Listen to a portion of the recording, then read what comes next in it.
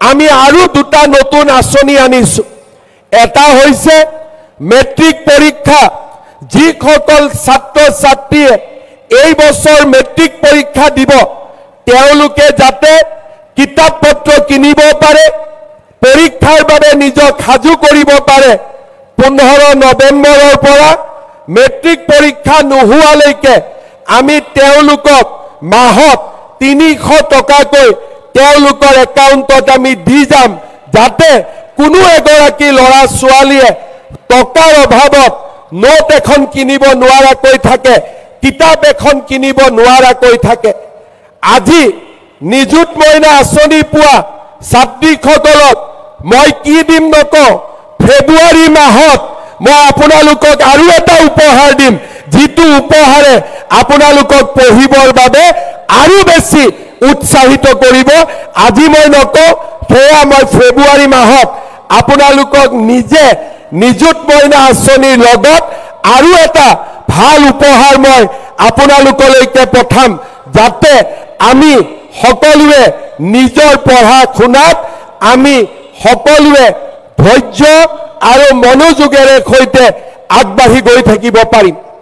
আজি আমাৰ সমগ্ৰ অসমতে 3.5 লাখ ছাত্ৰীয়ে আমাৰ এই সভাত উপস্থিত আছে।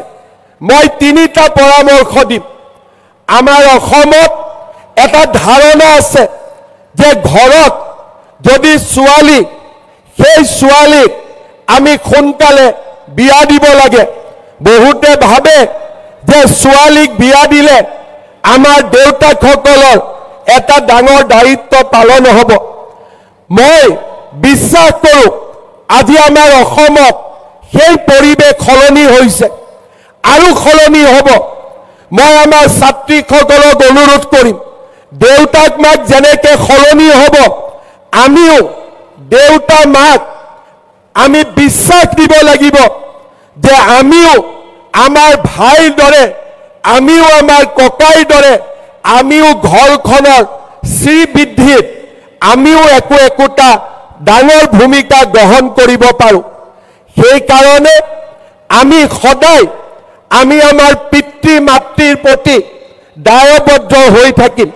জীৱনৰ সকলো মুহূৰ্ততে আমি মনত ৰাখিম যে মোৰ দেউতা আৰু মাৰ মৰমৰ বাবে, মোৰ দেউতা মাৰ পৰিশ্ৰমৰ বাবে মই আজি কলেজত পঢ়িব সুবিধা পাইছোঁ, আৰু এই সুবিধা গ্ৰহণ কৰি মই নিজক একোটা সুস্থ আৰু নিজৰ ভৰিত থিয় হ'ব পৰা মানৱ সম্পদলৈ সৃষ্টি কৰিম। আৰু মোৰ দেউতা মা, মোৰ পৰিয়াল আৰু মোৰ সমাজখনৰ আগবাঢ়ি যোৱাত, শ্ৰীবৃদ্ধি হোৱাত মই সহায় কৰিম। মোৰ মৰমৰ ছাত্ৰীসকল, এইখন আমাৰ অসম, এইখন অসম আমি বহু দূৰ আগুৱাই লৈ যাব পাৰোঁ। এইখন অসমত আজি আমাক এটা পৰিৱেশ লাগে, যি পৰিৱেশত আমি স্নেহৰ কথা ক'ব পাৰোঁ, মৰমৰ কথা ক'ব পাৰোঁ, এখন আত্মবিশ্বাসী ৰাজ্য হিচাপে আমাৰ ৰাজ্যখনক সৃষ্টি কৰিব পাৰোঁ। আজি আমাৰ সমগ্ৰ অসম নেতিবাচক চিন্তাৰে পৰিপূৰ্ণ হৈ থাকে। এচাম হতাশগ্ৰস্ত লোকে নেতিবাচক চিন্তাৰে সমাজখনকো হতাশগ্ৰস্ত কৰিব খোজে। মই বিশ্বাস কৰোঁ সেই নেতিবাচক চিন্তাৰ বিপৰীতে আমি অসমত এচাম ইতিবাচক চিন্তা কৰা মানৱ সম্পদৰ আমি ধ্বজা আগুৱাই লৈ যাব লাগে। আন্ধাৰ সকলোৱে দেখে, কিন্তু আন্ধাৰৰ মাজত কোনোবাই যদি মিঠাতেলৰ চাকি এটাও জ্বলাব পাৰে, সেইজনেই হৈছে আলোকৰ সন্ধানী, সেইজনেই হৈছে ইতিবাচক চিন্তাৰ ধ্বজাবাহক। আমাৰ চাৰিওফালে যদি নেতিবাচক চিন্তাই আমাক ব্যতিব্যস্ত কৰি তোলে, তাৰ মাজতো আমি চাকিৰ পোহৰ বিলায়ো সমাজখনক আলোকিত কৰি ৰখাৰ বাবে আমি চেষ্টা কৰিম। সেই সংকল্পও আমি নিশ্চয় গ্ৰহণ কৰিম। তৃতীয়তে, আজি আমি যিসকলে হায়াৰ ছেকেণ্ডাৰী পঢ়িছোঁ, ডিগ্ৰী পঢ়িছোঁ, আমি সকলোৱে সিদ্ধান্ত ল'ম যে শিক্ষা শেষ নকৰালৈকে আমি বিবাহত আবদ্ধ নহওঁ। আমি শিক্ষা শেষ কৰি নিজকে আত্মবিশ্বাসী কৰি নিজৰ ভৰিৰ ওপৰত নিজে থিয় দি তাৰ পিছত আমি বিয়া কৰিম আৰু দেউতা মাক আমি গৌৰৱান্বিত কৰিম। মই বিশ্বাস কৰোঁ যেতিয়া অসমত আন্ধাৰ হৈ থকা, কেতিয়াবা যদি আন্ধাৰো হৈ থাকে আমাৰ ৰাজ্যখনত, কেতিয়াবা যদি আমাৰ ৰাজ্যখন হতাশাৰেও পৰিপূৰ্ণ হৈ থাকে, কেতিয়াবা যদি আমাৰ ৰাজ্যখন কিবা কাৰণত বেদনাৰেও যদি পৰিপূৰ্ণ হৈ থাকে, এই 3.5 লাখ ছাত্ৰীৰ উজ্জ্বল মুখ দেখি আমাৰ মনৰ মাজৰ পৰা হতাশা আঁতৰি যাব, নেতিবাচক চিন্তা আঁতৰি যাব, মমতা স্নেহৰ এক নতুন জলধাৰা সৃষ্টি হ'ব।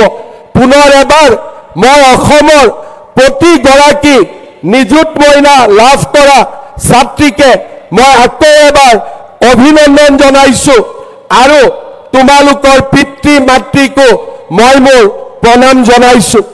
আমি অসমত উচ্চ শিক্ষাৰ এক নতুন দিগন্ত ৰচনা কৰিম। 3খন মেডিকেল কলেজ থকা ৰাজ্যত আজি আমি 15খন মেডিকেল কলেজ নিৰ্মাণ কৰিছোঁ আৰু 10খন মেডিকেল কলেজৰ নিৰ্মাণৰ কাম চলি আছে। বিশ্ববিদ্যালয়ৰ সংখ্যা 27খনলৈ বৃদ্ধি পাইছে। ইঞ্জিনিয়াৰিং কলেজ, আমাৰ পলিটেকনিক, নাৰ্ছিং কলেজ, আমি শিক্ষাৰ এখন ডাঙৰ জাল আজি আমি গোটেই অসমতে পেলাবলৈ সক্ষম হৈছোঁ। মই এটা কথাই বিশ্বাস দিম, আমি আৰু কাম কৰিম যাতে এই 3.5 লাখ ছাত্ৰীৰ কোনেও যাতে উচ্চ শিক্ষাৰ পৰা বঞ্চিত নহয়, কলেজ আৰু ইউনিভাৰ্চিটিত চিটৰ পৰা বঞ্চিত নহয়। আমি তেনে এখন অসম নিৰ্মাণ কৰিম যিখন অসমত প্ৰতিগৰাকী ভাগিনে, প্ৰতিগৰাকী ছাত্ৰীয়ে, প্ৰতিগৰাকী ছাত্ৰই নিজৰ সপোনবিলাক পূৰণ কৰিবলৈ সক্ষম হ'ব।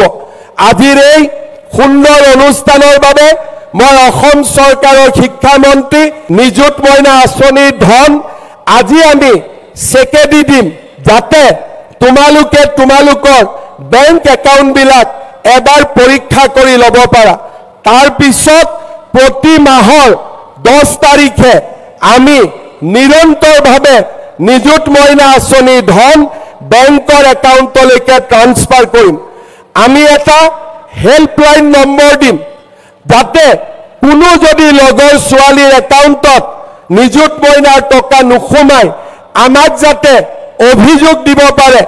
কোনো ছাত্ৰী যদি নিযুত মইনাৰ পৰা বাদ পৰি গৈছে